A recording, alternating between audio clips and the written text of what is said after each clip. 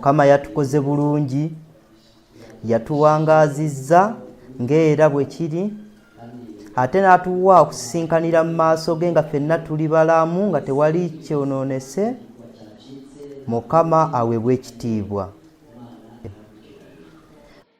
Nga tetunnabikkula kigambo kya Katonda, kambasabe twewombeeke tusabe. Katonda waffe atudde mu butaliggwaawo, otuwadde omukisa ogutaweereddwa bangi, abaavudde mu bulamu buno tebagufunye, abali sayidi zeeno ne sayidi zeeno tebagufunye, naye ffe otuwadde omukisa. Ate tumanyi nti okubeera mu maaso go kye kisinga okubeera awalala wonna. Tukwebaza olw'ekigambo kyo ky'oyagala okwogera naffe. Omwoyo wo omutukuvu gwe wasuubiza leka akwate ku mitima gyaffe. Ekigambo kyo kituuke ku kigendererwa ky'okukyusa emitima gyaffe, ekiseera ng'oyisa amannya g'abo abaakukkiriza, kubanga tumanyi nti ekiseera kiri kumpi otuwe okusembera mu maaso go. Ate ffenna otufunire obuyambi, tukusabye okuyita mu linnya Yesu Mukama waffe. Amiina. Tugenda kulaba ekyokuyiga ekigamba nti Abayisirayiri ku nsalosalo y'e Kanani omulundi ogwokubiri. Bayibuli etugamba ng'era abayimbi bwe baabitugambye mu luyimba, engeri Abayisirayiri gye baatandika olugendo lwabwe nga bava e Misiri nga bagenda e Kanani, ne bwe baatuuka ku nsalosalo y'e Kanani eyasuubizibwa, nti bwe baali nga bagirengera bulungi, Musa n'alonda abantu 12 n'abagamba nti mugende mugikette mulabe obanga nnungi, Mukama ajja gituwa. Mu buli kika ne muvaamu omuntu omukulu mu bo, ne bagenda bakette ensi balabe ebibala byayo, balabe enzimba yaamwo. Ne bamala ennaku 40 nga beetooloola ensi. Ennaku 40 bwe zaayita ne bakomezaawo Musa amawulire agakwata ku nsi gye bava okketta. Mu kubala essuula ey'e14 mwe muli emboozi eyo, ne mu ssuula ey'e13. Naye ekintu eky'ennaku mu ssuula ey'e14 mulimu omutwe ogugamba nti Abayisirayiri bagaana okugenda e Kanani. Bagaanye okugenda e Kanani, awo ne bagamba Musa nti mu kifo ky'okugenda e Kanani waakiri tuddayo e Misiri. Ate bwe munaasoma mu Bayibuli zammwe mu kitabo kya Kuva essuula esooka, ekiseera Mukama ng'ajja Abayisirayiri e Misiri, waliwo ekintu Mukama ekyamunakwaza kye yasooka okulowooza okubaggyayo. Mu Kuva essuula esooka, Mukama mumanye engeri bwe baatuuka e Misiri ne babeera e Goseni, ebintu nga biri bulungi, buli kimu nga kiri bulungi. Naye Mukama okubaggyayo, okubatwala mu nsi ensuubize, waliwo omufuzi eyagendako gwe baali batamanyi, awo n'abakozesa obuddu. Bwe yali ng'amaze okubakozesa obuddu, waliwo ekintu ekyaliwo.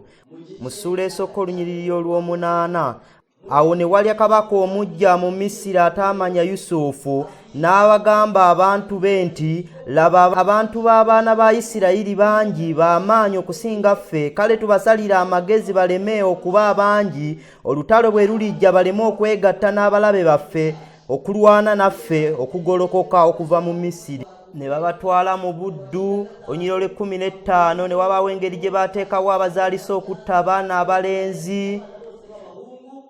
Naye bw'osoma mu ssuula ey'okubiri olunyiriri olw'23, awo ennaku ziri bwe zaayitawo ennyingi, kabaka w'e Misiri n'afa, abaana ba Isirayiri ne basinda ku lw'obuddu bwabwe, ne bakaaba, n'okukaaba kwabwe ne kulinnya eri Katonda ku lw'obuddu bwabwe. Katonda n'awulira okusinda kwabwe. Katonda n'ajjukira endagaano gye yalagaana ne Ibulayimu ne Isaaka ne Yakobo. Katonda n'alaba abaana ba Isirayiri, Katonda n'abalowooza.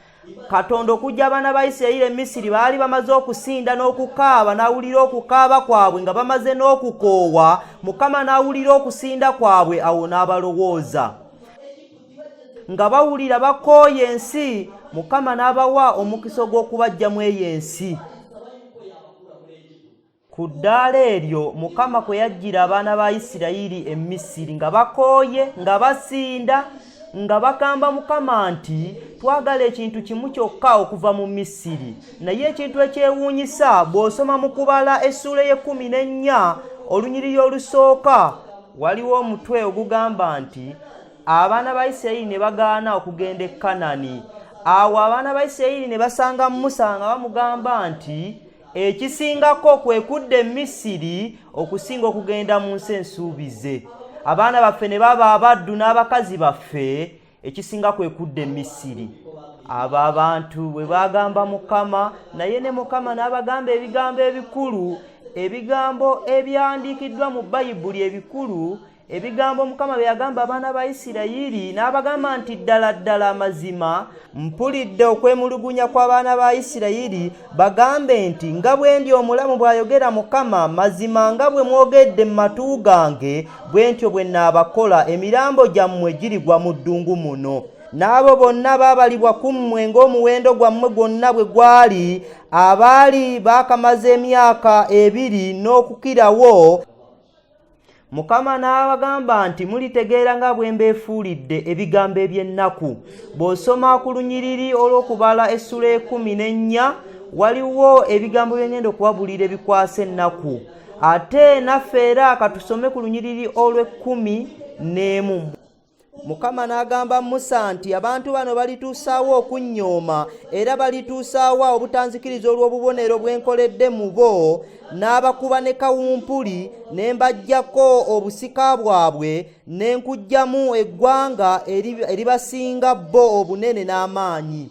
N'amwegayirira. Naye ku lunyiriri lwa 20 Mukama n'agamba Musa nti nsonyiye ng'ekigambo kyo bwe kibadde, naye mazima ddala nga bwe ndi omulamu era ng'ensi zonna bwe zirijjula ekitiibwa kya Mukama, kubanga abasajja abo bonna abaalaba ekitiibwa kyange n'obubonero bwange bwe nakolera mu Misiri ne mu ddungu, naye ne bankema emirundi gino 1000 ne batawulira ddoboozi lyange, mazima tebaliraba nsi gye nalayirira bajjajja baabwe, so tewaliba ku abo abalinyooma n'omu aligiraba, naye omuddu wange Kalebu, kubanga ye alina omwoyo omulala mu ye era ye angoberera ddala.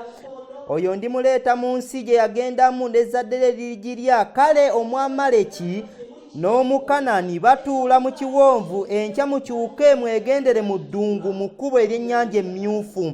Mukama n'agamba Musa ne Alooni nti ndituusaawa okugumiikiriza ekibiina kino ekibi abanneemulugunyizza. Mpulidde okwemulugunya kw'abaana ba Isirayiri kwe banneemulugunyizza. Bagambe nti nga bwe ndi omulamu bw'ayogera Mukama, mazima nga bwe mwogedde mu matu gange, bwe ntyo bwe nnaabakolanga, emirambo gyammwe girigwa mu ddungu muno, n'abo bonna abaabalibwa ku mmwe ng'omuwendo gwammwe gwonna bwe gwali, abaali baakamaze emyaka 2 n'okukirawo abanneemulugunyiza, mazima temulituuka mu nsi gye nayimusiza omukono gwange okubatuuza omwo, wabula Kalebu mutabani wa Yefuni ne Yoswa mutabani wa Nuuni, naye abaana bammwe abato be mugambye okuba omunyago, abo ndibayingiza, nabo balimanya ensi gye mugaanyi. Ekintu eky'ennaku ku lunyiriri olwa 25 mu ssuula eno, Mukama yabagamba nti enkya mujja kukyuka muddeyo mu ddungu mu kkubo erigenda ku nnyanja emmyufu, ate mujja kumanya nti nze Mukama Katonda abeefuulidde.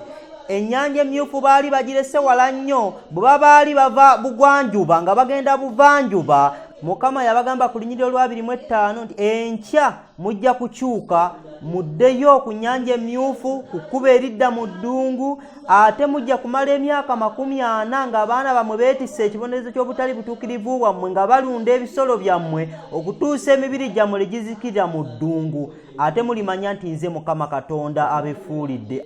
Abooluganda, mu ssuula eno ey'e14 abaana ba Isirayiri baali batuuse ku nsalosalo y'e Kanani, naye Bayibuli egamba nti baagaana okugigendamu ne bagamba nti ebibi bikiraŋŋana, tetusobola kugenda ne tufiira eyo, wabula tuddayo mu ddungu. Abantu Mukama be yajja e Misiri nga bakooye, Mukama ng'abajjayo bawulidde okusinda kwabwe, n'awulira okukaaba kwabwe, naye laba engeri gye bafaanana. Naye singa Mukama yabajjayo nga tebamaze kutuuka ku layini eyo, byali badde bitya? olwo nno baali batandise olugendo olw'okwetooloola nga beetooloola mu ddungu emyaka 40 ate ne batambula okwetooloola ku nsonga bbiri. Ensonga esooka bafe baggweewo, ey'okubiri Mukama alabe engeri gy'asobola okulonda abaana baabwe okubatuusa mu nsi ensuubize. Y'ensonga lwaki bwe tusoma mu kitabo kya Yosuwa mu ssuula esooka tujja kulaba engeri ey'okuddamu okukettebwa nti kwakolebwa baana. Ekiseera Yosuwa ng'atuusizza abaana ba Isirayiri ku nsalosalo y'e Kanani yali alina okufuna abantu abalala okuddayo okuketta bwe basiima Mukama abatuuse mu nsi eyo. Naffe Mukama ajja tutwala mu nsi ensuubize nga tumaze okugisiimisa emitima gyaffe. Naye waliwo kye neebaliza Mukama. Ekiseera abaana nga bamaze okuketta bala basula ewala Kabumalaaya bali eri abayeetooloola Yeriko, abo baali bamaze okuketta omulundi ogwokubiri. Ennaku 40 nga giyise ne baddayo ku nsalosalo omulundi ogwokubiri. Musa yali amaze okuva mu mubiri, awo Yosuwa n'alonda abasajja 2 mu kyama. Waliwo ensonga lwaki yalonda 2 ate ng'ogwasooka yali yalonda 12 kubanga yategeera nti amamesa amangi tegeesimira bunnya. Abasajja bano nga bavudde okuketta mu ssula ekubiri eya Yosuwa bajja ne bagamba Yosuwa nti ensi gye tuva oketta ekulukutamata na mubisi gwa njuki. Bw'abanga Mukama atusanyukidde era ng'atwagala n'alaba nga tewali kizibu wakati waffe, naye atutwale mu nsi eyo. Mukama wa ddembe, singa nabo abaana nabo baagaana nti tebajja kugendayo eyo, Mukama teyalikkiriza nabo bagendeyo. Naye bagamba Mukama nti ensi eyo tugyagala, ate Mukama bw'abanga atwagala ng'atusanyukidde atutwale mu nsi eyo. Leka tusome mu Kubala essuula eya 26. Ekitabo ky'Okubala kitabo kirungi nnyo. Essuula eya 26 tugenda kusoma ku lunyiriri olw'enkaaga-mu-esatu n'olw'enkaaga-mu-ennya. Wawandiikiddwa nti abo be baabalibwa Musa ne Eriyazaali kabona abaabalira abaana ba Isirayiri mu nsenyi za Mowaabu ku Yoludaani e Yeriko, naye mu abo tewali n'omu ku abo abaabalibwa Musa ne Alooni ku bonna abaabalibwa abaana ba Isirayiri mu ddungu lya Sinaayi, kubanga Mukama yali ayogedde ku bo nti tebalirema kufiira mu ddungu, so tewaasigalawo ku bo n'omu wabula Kalebu mutabani wa Yefuni ne Yosuwa mutabani wa Nuuni. Ekyawandiikibwa ekyo njagala tukiseeko essira. Ekyakuyiga kino kigamba nti abo be baabalibwa Musa ne Eriyazaali kabona baabalira Abisirayiri mu ddungu musenyi y'e Mowaabu nga bali ku Yoludaani ne Yeriko. Bw'osoma omutwe gw'essuula eno kuliko omutwe ogugamba nti abaana ba Isirayiri okuddamu okubalibwa omulundi ogwokubiri. Okubala okwasooka okw'abaana ba Isirayiri kwaliwo mu ddungu lya Sinaayi, okwalibwa Musa ne Alooni.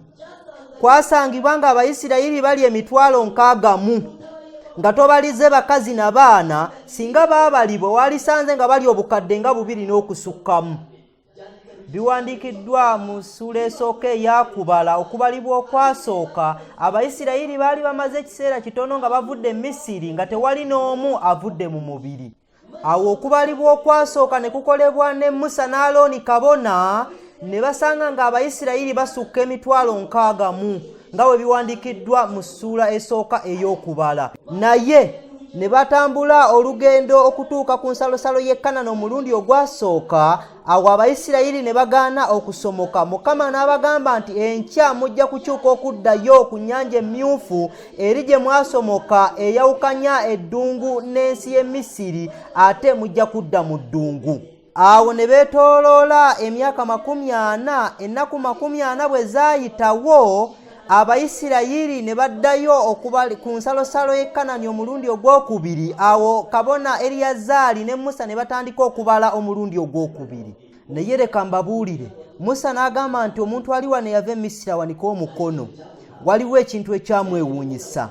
Yagenda okulaba ng'asigadde abantu 2.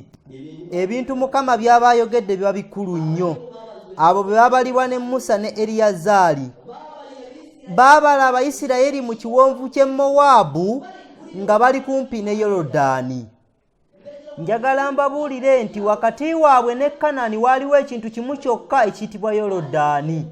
Waaliwo okuddamu okutuuka ku nsalosalo, awo ne baddamu okubala Eriyazaali ne Musa balabe oba waliwo omuntu eyava e Misiri akyali omulamu.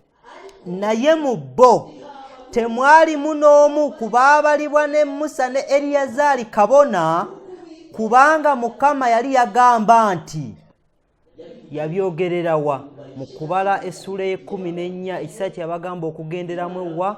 Mukama yabagamba nti mukakkane temulituukayo, awabula mwenna emirambo gyammwe girigwa mu ddungu. Abaabalibwa bonna bamaze emyaka 20 ne banneemulugunyiza mbagambye nti mazima mpulidde okwemulugunya kwammwe, ate tewali n'omu, kubanga ndayidde n'omukono gwange sijja kulema kubaddamu ebyo bye mwogeredde mu matu gange. Mwenna emirambo gyammwe girigwa mu ddungu. Abamaze emyaka 20 bonna mazima temuliraba nsi gye nalayirira n'omukono gwange. Awo Musa n'atuuka ku nsalo omulundi ogwokubiri, n'ayagala alabe oba Mukama yayogedde bituufu, n'agamba nti wabawo omuntu n'omu yava e Misiri awanike omukono, okuggyako Kalebu mutabani wa Yefuni ne Yesuwa mutabani wa Nuuni. Abo Mukama be yagamba nti mwe ndibatwala mu nsi. Awo muli ensi abala gye bakoze batya? Wano mu nsi y'e Mowaabu, ku nsalosalo ya Mowaabu ku Yoludaani, bwe munaasoma mu ssuula eya 25, ekibiina ekyasembayo we kyafiira mu kisenyi eky'e Sitimu olw'ekibi ky'obwenzi.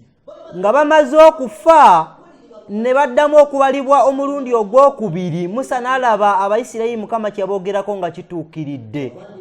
Abooluganda, mu maaso gaabwe waali wasigadde ekintu kimu kyokka, kusomoka. Naye baali bamaze emyaka 40 nga bayetoololera mu ddungu. Ate ebyafaayo bino njagala tubiyigireko nnyo. Waliwo ebintu buli muntu yenna Omuadventisiti by'alina okuyiga, bye byafaayo by'Abayisirayiri. Eddungu ly'abaana ba Isirayiri okuva e Misiri okutuuka e Kanani mwalimu ebitundu 3. Ekitundu ekisooka ly'eddungu ery'ebibi by'abaana ba Isirayiri bye baakola, naye Mukama n'abigumiikiriza kubanga bakyali baana bato. Nga bamaze okusomoka ennyanja emmyufu, we baakola ekibi ekyokwemulugunya nga babuliddwa amazzi, ekyo ekibi Mukama nakyo yakigumiikiriza. Nga bagenze mu maaso katono mu ssuula ey'e16 ne beemulugunyiza Musa, tewali n'omu yafa. Mukama yabagumiikiriza n'abawa emmaanu mu ssuula ey'e16. Bwe bagenda mu maaso mu ssuula ey'e17 ne bongera ne babulwa amazzi, Musa n'akuba omuggo ku lwazi, tewali n'omu yafa. Ebyo byabeerawo mu ddungu lya Lefidimu. Baava mu ddungu lya Lefidimu nga bagenda mu ddungu lya Sinaayi. Eddungu lya Sinaayi lye baamalamu ebbanga eppanvu ennyo, baamalamu omwaka mulamba. Mukama mwe yabaweera amateeka ag'engeri zonna, oba amateeka 10 aga Katonda bagaweebwa Sinaayi. Amateeka ag'emikolo ge baaweebwa mu ssuula ya 20 agakwatagana ku kifo ekitukuvu bagaweebwa mu ddungu lya Sinaayi. Amateeka agakwatagana ku muntu n'omuntu bagaweebwa mu Sinaayi. Ekiseera Mukama kye yabaweeramu amateeka gonna yatandika okubabala nga si baana bato mu by'omwoyo. Ekibi kye baasooka okukola kye kibi eky'okusinza ekifaananyi, ate kyattisa abantu 3000 olunaku lumu. Eddungu erisooka kwe kugumiikiriza kwa Mukama, kubanga yabagumiikiriza nga baana bato. Yali amanyi waabajje n'emyaka gye bamaze. Ekyo ekibi Mukama yakigumiikiriza, naye n'abatwala mu ddungu lya Sinaayi n'abayigiriza amateeka ge. Bwe yamaliriza n'ababala ng'abaana abakulu.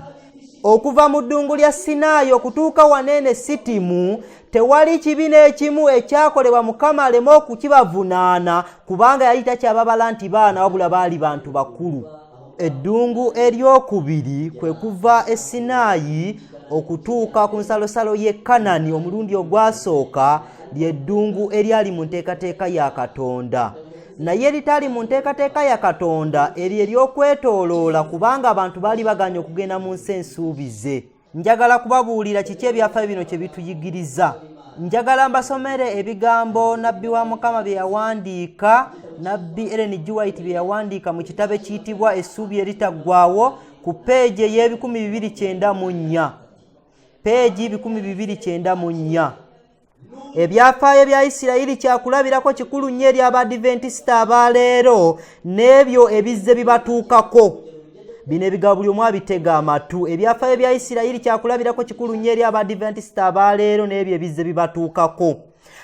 Katonda yakulembera abantu be okubayisa mu kisinde ekyokulindirira, era nga bwe yakulembera abaana ba Isirayiri okubajja e Misiri, okukkiriza kwabwe kwayita mu kugezesebwa olw'okusaalirwa kwe baafuna, nga n'Abebbulaniya bwe baali ku Nnyanja Emyufu. Singa baanywerera ku mukono ogwabakulemberanga mu ebyo ebyabatuukako, bandirabye obulokozi bwa Katonda. Singa abo bonna abaakola mu kuweereza kwa 1844 nga bwe baali obumu baafuna obubaka bwa malayika owookusatu era ne babuulira mu maanyi ag'Omwoyo Omutukuvu, Mukama yandikoze ebikulu okuyita mu kufuba kwabwe. Ensi yandifunye okutangalijja okutayogerekeka. Ensi yandibadde erabuliddwa omwaka mulamba oguyise, omulimo nga gutuuse ku nkomerero yagwo, ne Kristo yandibadde azze okununula abantu be. Bino ebigambo bitegeeza ki? Bino ebigambo biri mu kutulaga ekintu ekyatuuka ku Isirayiri ekyokutuuka ku nsalosalo y'e Kanani ne batakola batya? Nga bwe tutudde wano, njagala mbabuulire nti singa omulimo guno gwakolebwa nga bwe guyina okukolebwa, ne Kristo singa yakola atya?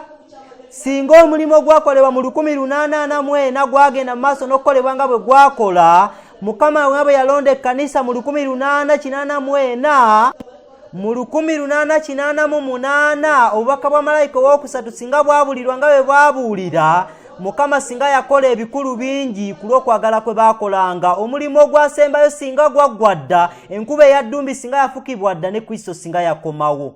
Kankubuulire kye baafiirwa. Singa baanywerera ku mukono ogwabakulemberanga mu ebyo ebyabatuukako, bandirabye obulokozi bwa Katonda. Singa abo bonna baakola mu kuweereza kwa 1844 nga bwe baali obumu baafuna obubaka bwa malayika owookusatu era ne babubuulira mu maanyi ag'Omwoyo Omutukuvu, Mukama yandikoze ebikulu okuyita mu kufuba kwabwe. Ensi yandifunye okutangalijja okutayogerekeka. Ensi yandibadde ebuuliddwa omwaka mulamba oguyise, omulimo nga gutuuse ku nkomerero yagwo, ne Kristo yandibadde azze okununula abantu be. Kankubulire ebiddako. Katonda teyasiima abaana ba Isirayiri kubonaabonera mu ddungu okumala emyaka 4.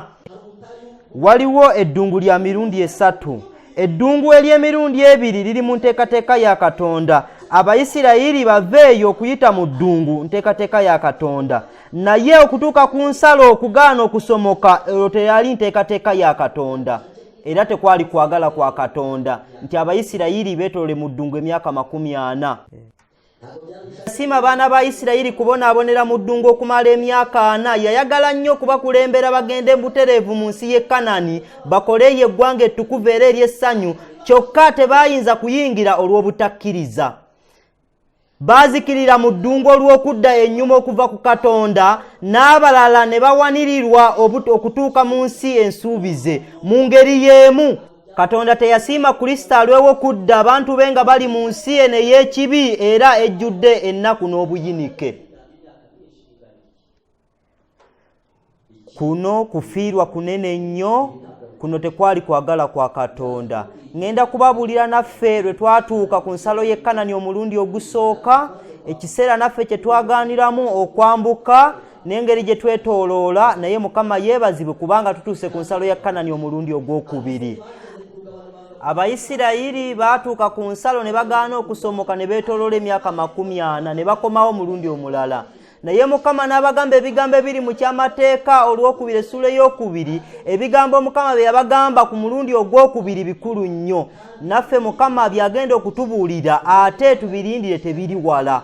Ekyamateeka olwokubiri essula ey'okubiri wawandiikiddwa nti, awo ne tukyuka okudda mu ddungu, Mukama bwe yabagamba nti enkya mujja kukyuka okudda mu ddungu. Musa n'awandiika nti awo ne tukyuka okudda mu ddungu, ne tuyita mu kkubo erigenda ku Nnyanja Emyufu gye twali twaleka, ne tuyita mu kkubo erigenda ku Nnyanja Emyufu nga Mukama bwe yaŋŋamba, ne twetooloola olusozi lwa Seyiri ekiseera kiwanvu. Mukama n'aŋŋamba nti ekiseera kye mwetoolodde olusozi kimala, mukyuke tugende mu nsi ensuubize.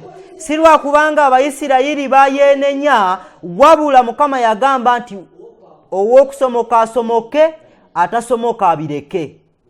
bwe bityo bwe bijja okuba. Osobola okwebuuza, tuneetooloola mirundi emeka? Tuneetooloola mirundi emeka? Ng'Abayisirayiri bwe bayeetooloola ne bagaana okusomoka, ne beetooloola mu ddungu emyaka 40 naye ne bakomawo, ne bamala ne bakola batya, ne basomoka. Naffe yagalagaana wajja kubeerawo okusomoka, ow'okusomoka ajja kusomoka, ataasomoke tajja kusomoka, naye abantu tebajja kubeera mu kwetooloola. Nedda, ekigambo kya Katonda bwe kyogera. Tugenda kuwulira eddoboozi erigamba nti ekiseera kye mumaze nga mwetooloola kimala, mwambuke okugenda mu nsi ensuubize. Ebyafaayo bya Isirayiri kifaananyi kyaffe kyennyini. Bwe munaasoma mu kitabo kino ekiyitibwa Testimonies for the Church volume ey'omunaana ku peegi yakyo ey'ekikumi n'ey'ekikumi mu omukaaga eky'Oluzungu, yawandiika nti zaali saa 6 ez'emisana nali ndi mu kuwandiika ebintu ebyaliwo mu lukiiko lwa General Conference olwasembayo okutuula. Naye bwe yali awandiika omulimu gw'ebyali birina okubaawo ebitaabaawo, byali mu 1901, ekiseera kye yatuuka kweyo ensonga n'ava mu mbeera n'abanga agoberera ebyali e Battle Creek. Olukuŋŋaana lwali lujjuddemu okulabika kwa Mwoyo Omutukuvu, abantu nga basaba, ne baddamu ne bayimba, ne baddamu ne basaba, essaala zaabwe nga zeegayirira nnyo Mukama. Naye bwe yadda engulu ne yeebuuza biki ebyali birina okubaawo ebitaabaawo. Mukama yali yeetegese okufuka Omwoyo Omutukuvu mu nkuba eya ddumbi, naye abantu abali mu bukulembeze obwa waggulu baali tebeetegese okwaniriza okudda obujja Mukama kwaleese, ne kireetera Omwoyo Omutukuvu obutafukibwa. Ellen G. White yawandiika nti ebyafaayo bya Isirayiri kyakulabirako era kifaananyi kyaffe kyennyini. Tekwali kwagala kwa Katonda Abayisirayiri beetole mu ddungu emyaka 4. Singa baaketta ensi ne bakkiriza ogigenda baali gigenzeemu. Waliwo lwe tulaba ebintu nga si bwe byandibadde, naye ng'okwo si kwagala kwa Katonda. Muganda wange, okwo si kwagala kwa Katonda. Mu mwaka gwa 1901, ekiseera Mukama kye yayagala okuzza abantu ku nsalo y'e Kanani, abantu basomoke, ate baali bayina okusomoka ekiyitibwa Yorodaani. Ekyawandiikibwa kye batusomedde wano kigamba nti era newankubadde nga weegolodde mu nsi ey'emirembe, naye olikola otya mu malala ga Yorodaani. Ekyawandiikibwa kino njagala tukirweko nnyo, kubanga olwaleero tuyimiridde ku nsalosalo y'e Kanani, wasigadde ekintu kimu kyokka ekiyitibwa Yorodaani gye tuyina okusomoka. Ejjudde, y'ensonga lwaki omuyimbi yayimbe n'agamba nti ejjudde, era y'ensonga lwaki nti okusomoka. Okusomoka olwaleero w'Oluganda tuyimiridde ku nsalo y'e Kanani omulundi ogwokubiri. Okufiirwa kwabaawo emyaka 10 egiyise egy'ekikolimo ku mutwe gwaffe, Mukama ng'anoonya engeri gy'anaawonya abaana. Y'ensonga lwaki bw'osoma mu kitabo eky'okubala, ekitabo eky'amateeka olwokubiri, kye kitabo ky'abaana baabwe Mukama ng'abalagira bye yalagira bakitaabwe ne bagaana obitambuliramu. Y'ensonga lwaki kiyitibwa eky'amateeka olwokubiri, kubanga Mukama abalagira omulundi ogwokubiri. Y'ensonga lwaki bwe tusoma mu ssuula ey'okutaano Mukama ng'abayigiriza eby'oku lusozi Sinaayi, bwe tusoma mu ssuula ey'omukaaga Mukama ng'abayigiriza eby'amateeka ge, ng'anoonya engeri gy'anaabawonya, kubanga yali alemeddwa okuwonya bakitaabwe. Mukama n'agamba nti naye abaana bammwe bwe mwagamba nti bajja kuba eminyago, abo benja okutwala. Ate abaana nabo bwe baatuuka ku nsalo mu Yosuwa essuula esooka Esitimu mu kisenyi ky'e Mowaabu, Yosuwa yabalonda bagende bakette e Kanani. Nabo bwe bagisiima baleme okufaanana nga bakitaabwe, Mukama agibatuuseemu. Mukama yeebazibwe kubanga yagibatuusaamu, kubanga Mukama tasobola kumenya ndagaano ye. Mukama takyukakyuka. N'olwekyo owooluganda, ennaku ze tumaze nnyingi nnyo nga tuli ku nsalosalo. Bwe munaasoma awantu ewayitibwa Mowaabu Esitimu, Abayisirayiri bamalawo ekiseera kiwanvu nga balindiridde enteekateeka y'okusomoka. Musa naye ng'ali mu keetalo okubateekerateekera okusomoka, naye awo awantu omuntu eyasembayo we yafiira ataasomoka. Ekibi ekirina okumuttisa kye kibi ekyattisa abaana ba Isirayiri ku nsalo. Ekyo ekibi kijja kukolebwa mu ngeri etali ya bulijjo, kijja kutuuka okukwata Mukama mu liiso. Ekyo ekibi kye kimu ku bibi ebiraga nti tuli ku nsalo ey'okusomoka, kye kibi eky'obwenzi. ekibi ekitakolebwangako mu lugendo lwabwe kyakolebwa Abayisirayiri nga batuuse ku nsalosalo y'e Kanani.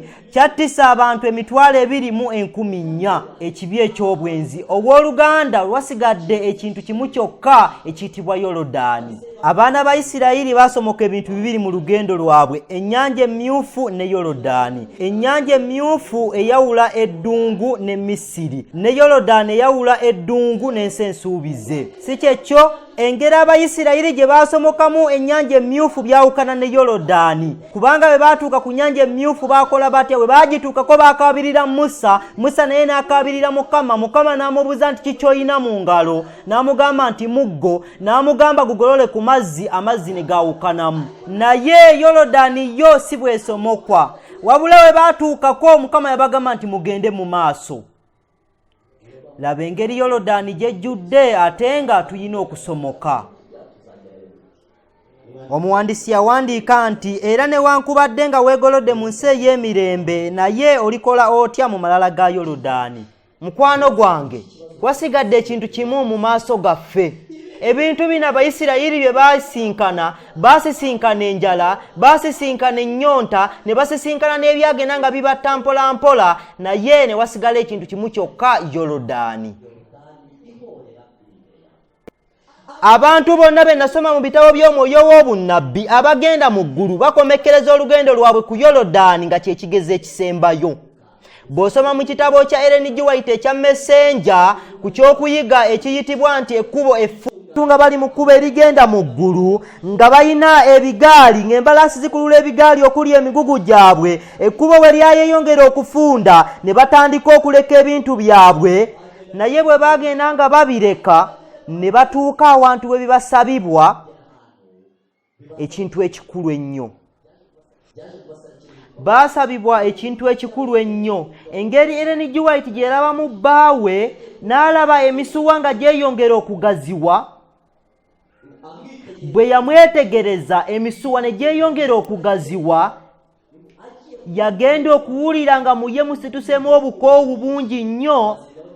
Awo ne yeebuuza ekireese obukoowu obwo. Naye mu maaso gaabwe baasanga nga waliwo amazzi, ne basanga nga waliwo oluzzi, naye emitala yaabwo nga waliwo ennimiro ennungi, ng'era walabika nti bwe bagenda, naye ne beebuuza tunaatuukayo tutya? Mu maaso gaffe wasigadde ekintu kimu, Yoludaani. Tuyimiridde ku Yoludaani esooke ejjule bulungi, Mukama atugambe nti mugende mu maaso. Abantu tebayimirira ku Yoludaani nti eyawukanemu, nedda. Ennyanja Emyufu bw'esomokwa, naye Yoludaani yo si bw'etyo. Naye ku Yoludaani Mukama abagamba nti nga muyimiridde mugende mu maaso. Omuyimbi yawandiika nti nsinziira ku Yoludaani ne ndaba n'essanyu Kanani yaffe ennungi. Ekitabo ekimu Ellen G. White kye yatugamba ekyawandiikibwa omusajja ayitibwa Bunyani, eyali Omungereza, yawandiika olugendo lw'omuntu agenda mu ggulu. We yatuuka olugendo luno we lukoma nga waliwo oluzzi nga tewali lyato wadde olutindo. Waliwo omugoba wa musirusiru yekka, musirusiru yekka yali alina omugoba. Awo ne batandika okutambulamu nga beebuuza ye tunaatuuka, naye ekintu ekikulu baagamba wano awantu tewali atayitawo, ffenna tujja yitawo. Muganda wange, tuli ku nsalosalo y'e Kanani omulundi ogwokubiri. Akamu ku kabonero kye kibi eky'obwenzi, ekyokubiri ekirabika kye kisigadde mu maaso gaffe ekiyitibwa Yoludaani. Yoludaani kye ki? Kwe kuyigganyizibwa kw'abaana ba Katonda. Olwaleero abantu bali mu kukuŋŋaanya obusungu, bali mu kunoonya ensonga z'okuyigganya. Yoludaani eri mu kweyongeramu amazzi. Wali omanyi nti mu maaso gaffe wasigadde ekintu kimu? Mu maaso gaffe tewasigadde bintu 10, nedda. Tewasigadde bintu 20, nedda. Mu maaso gaffe wasigadde ekintu kimu kyokka ekiyitibwa Yoludaani ejjudde. Ate tulina okubeera ng'omuyimbi oli nti neegomba nnyo kutuuka ku Yoludaani okusomoka. Omuntu anaasomoka Yoludaani n'ateekamu ekigere kye, Mukama ajja kukolera kukukkiriza kwe asomoke Yoludaani eyawukanemu. Olwaleero ekimu mu bintu ebiraga nti tuli ku lusalosalo omulundi ogwokubiri ky'ekibi eky'obwenzi. Ekibi ekyo kikolebwa mu ngeri etali ya bulijjo. Wayina okubeerawo obwenzi buli obutabangawo, abantu ne bagenda mu bwenzi okutuusa bwe bakwata Mukama mu liiso. Ekibi ekitali kya bulijjo, ekibi ekyazikiriza Sodoma ne Gomora, ekibi ekyazikiriza ensi eyasooka, ekibi ekyasigaza abantu abangi. Naye bwe baatuuka we batuuse ku Yoludaani nga balengera ensi ensuubize, ekibi ekyazikiriza abantu 2,400. Ekyo ekibi si kya bulijjo, tujja kiwulira mu kkanisa ne mu bayimbi. Kyekibi ekiraga we tutuuse ekyokubiri, ekiraga nti tuli ku nsalo, kyekisigaddeyo mu maaso gaffe. Si bintu bingi, kintu kimu kyokka. Ekyo ekintu ekimu kyokka abantu bonna kye batunuulidde amaaso, kyekireetedde enkiiko kubanga zituula buli kiseera, kyekireetedde abantu okuba nga muto wabuguma. Kintu kimu kyokka ekisigadde mu maaso gaffe, okuyigganyizibwa olw'okumanya Katonda kwaffe n'okukkiriza kwaffe, kyekiraga nti tuli ku nsalosalo kubanga kyekisigadde mu maaso gaffe. Tulinga Abayisirayiri, tulinga Mukristaayo yatambula olugendo oluwanvu, n'asisinkana empologoma, n'atusinkana ebitosi, naye byonna n'abigumiikiriza, naye we yatuuka olugendo we luggweera n'asanga waliwo amazzi. Mu maaso gaffe wasigadde Yoludaani. Mukwano gwange, tulinga Abayisirayiri abaatambula olugendo ne basisinkana enjala, ne basisinkana ennyonta, ne basisinkana emisota, naye byonna ne babigumiikiriza, ne baatuuka olugendo we luggweera ne basanga waliwo ki? Amazzi, Yoludaani. Tulinga omuzaana wa Mukama Ellen G. White bwe baali nga batambulira wamu ne bbaawe mu lugendo olukooyesa, luli olugendo lwe baatambula nga bakuba emibiri gyabwe ku njazi, awo mu maaso gaabwe basangayo oluzzi. Naffe mu maaso gaffe wasigadde ekintu kimu kyokka, Yoludaani ejjudde. Ge mawulire agaliwo, naye totya kusomoka. Omuntu yenna okusomoka kijja kusinzira kukkiriza kwe, naye abaana balina okukkiriza bajja kusomoka. Leka mbabuulize amazima, ekiseera ekiri mu maaso gaffe Bayibuli yawandiika mu Danyeri nti wajja kubaawo okunakuwala okutabangawo kasookedde wabaawo eggwanga. Leka mbabuuze, okunakuwala tekubangawo, naye ekijja okubaawo kijja kuba tekibangawo. Gwe mulundi ogulisooka, naye Mikayiri omukulu aliyimirira abaana b'abantu be. Muganda wange, ekyokusatu ekiraga nti tuli ku nsalosalo bye byafaayo. Bw'osoma ebyafaayo ebiwandikiddwa mu kitabo kya Testimonies for the Church volume ey'omunaana, n'olaba engeri mu 1888 Mukama yayagala okufuka Omwoyo Omutukuvu n'okufuka enkuba eya ddumbi. Yayagala okuleeta okudda obujja, ng'ayagala omulimo guggwe naye tegwaggwa. Ebyo ebikolwa tebyabaawo. Abawandiisi bawandiika nti Omwoyo teyafukibwa. N'olwaleero Mukama kyayagala si kyekyo. Nagoberera ekyokuyiga omukulembeze w'ekkanisa kye yayigiriza mu session eya 2:10 ekigamba nti go forward, kyewuunyisa nnyo. Kigamba nti munnange tusomoke tugende mu nsi ensuubize. Njagala mbabuulire nti tewasigaddeyo kiseera kiwanvu Yesu Kristo okudda. Ate olukuŋŋaana luno njagala tulabiremu ebintu ebitali bya bulijjo ebiwandiikiddwa mu Bayibuli ebiraga nti Yesu Kristo agenda kudda. Njagala mbabuulire nti Mukama tajja kulindirira muntu yenna, wabula ajja kulaba nti buli muntu yenna afunye ebinaamuwonya. Obanga okuwona kw'omuntu alina omukono gw'ataddemu ate nga takoze kyakoze, Mukama ajja kulindirira mpaka ddi. Awo Mukama wajja okwogera nga bwe yayogera mu lubereberye nti omwoyo gwange teguwakanenga na muntu. Njagala tusome mu Bakolinso ekisooka essuula ey'e10. Awo tulowooze ebyafaayo bya Isirayiri kiki bituyigiriza. Abakolinso ekisooka essuula ey'e10. Kubanga saagala mmwe obutategeera abooluganda bajjajjaffe bonna bwe baali wansi w'ekire, era bonna bwe baayita mu nnyanja, era bonna bwe baabatizibwa eri Musa mu kire ne mu nnyanja. Olunyiriri olunakuwaza. era bonna ne balya emmere emu ey'omwoyo. Naffe tetugirya ku buli sabbiiti. Buli sabbiiti tugabana ebyokulya eby'omwoyo n'ebyokunywa eby'omwoyo, kubanga banywanga mu lwazi olw'omwoyo lwabagobereranga, n'olwazi olwo lwali Kristo, olunyiriri olunakwaza lw'okutaano, naye bangi ku bo Katonda teyabasiima.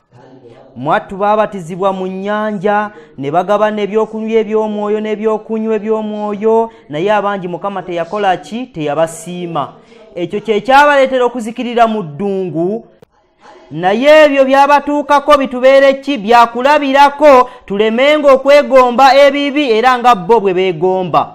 Olunyiriri olw'omusanvu, so temubanga basinza ba bifaananyi ng'abamu ku bo, nga bwe kyawandiikibwa nti abantu ne batuula okulya n'okunywa ne bagolokoka okuzannya, era tetwendanga ng'abamu ku bo bwe baayenda ne bagwa ku lunaku olumu 2,300 olw'omwenda, era tetukemanga Mukama waffe ng'abamu ku bo bwe baakema emisota egyo ne gibatta olw'ekkumi, era temwemulugunyanga ng'abamu ku bo bwe beemulugunya ne bazikirizibwa omuzikiriza. Ebyo byawandiikibwa ffe okutulabula abatuukiddwako enkomerero. Bwe kityo nno agamba nti ayimiridde. Ekyawandiikibwa kino kigamba nti waliwo asobola okugamba nti ayimiridde ate nga tayimiridde, naye bw'agamba nti ayimiridde yeekuume aleme okugwa. Si kyekyo ekyawandiikibwa kino kituyigiriza ki? Abeebulaniya essula 3, njagala tumalirize Abeebulaniya essula 3 olunyiriri olw'16.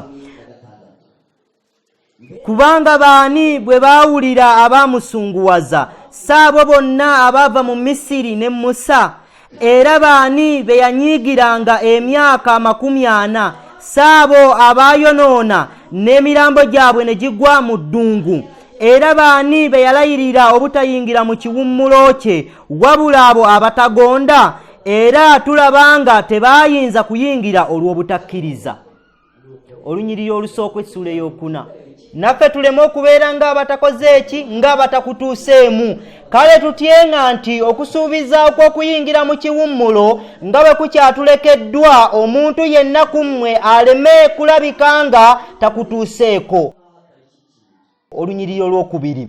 Kubanga naffe twabulirwa enjiri era nga bo, naye ekigambo eky'okuwulira tekyabagasa bo. Abooluganda, muyige ebyafaayo bya Isirayiri bulungi, kubanga kifaananyi kyaffe kyennyini. Tuli Bayisirayiri mu mwoyo, ate tewali mutego sitaani gwe yabatega gw'ataatutege. Ate waliwo ekintu kye neebaliza Mukama. Neebaza Mukama ku lw'abantu abamu be yajja e Misiri ate n'abatuusa e Kanaani. Ekyo ekintu kikubeerera essuubi. Njagala nkubuulire nti e Misiri wavaayo abantu 60,000, Mukama n'atuusa e Kanaani abantu 2. Newankubadde ng'oludda olumu lumala amaanyi, naye neebaza Mukama kubanga teyabulwa batuusa Kanaani. Ayina abantu be yajja e Misiri n'abatuusa e Kanaani ate ne kikkirizibwa. Kirabika nti Mukama be yasabanga abantu byali bisoboka. Kalebu yali munnamawanga, Yosuwa yali mu Isirayiri, Mukama n'abatuusa e Kanaani. Ate ayina n'abalala abayingirira mu kkubo nga be baana baabwe n'abatuusa e Kanaani. Ate naffe ekyo ekisuubizo kyaffe n'abaana baffe, kubanga Mukama ayagala okututwala mu nsi ensuubize, atulage ensi bajjajjaffe gye baagaana. Ate ekyo ekisuubizo Mukama ajja kukituukiriza mu kwagala kwe okungi. Njagala mbabuulire nti Mukama yalina okutuyamba, kubanga luno olwaleero tuli bulungi, naye Yorodaani eri mu kujjula, eri mu kweyongeramu amazzi. Ye bw'enajjula binaatutambulira bitya? Ye naffe tuli mu kufuna amaanyi aganaatusobozesa okusomoka. Bw'onoosoma Abayisirayiri bwe baamala okugituukako, buli omu yagamba nti gwe oba osooka, naye Mukama n'agamba nti abalina essanduuko erimu amateeka gange be baba basooka balaba ekyokulabirako. Bagiyingire, wadde ejjudde naye bayingire.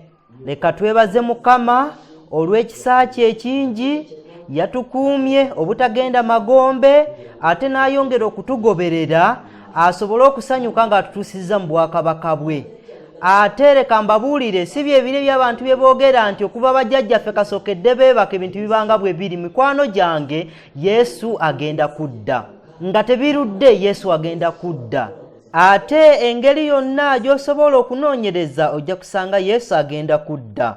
Mbaagaliza okweteekateeka okulungi awamu n'okumalirira. Ate engeri nga ffebe bisigalidde ensinga etutunuulidde, balabe engeri gye tuweesa Mukama ekitiibwa n'okufuna emikisa egiva ku ye, Yesu tusobole okumusisinkana tubeere naye mu linnya lya Yesu. Buli omu bye musabidde mu ttuntu ly'olwaleero ku lw'ekisa kya Katonda n'okwagala kwe mu linnya lya Yesu. Amiina.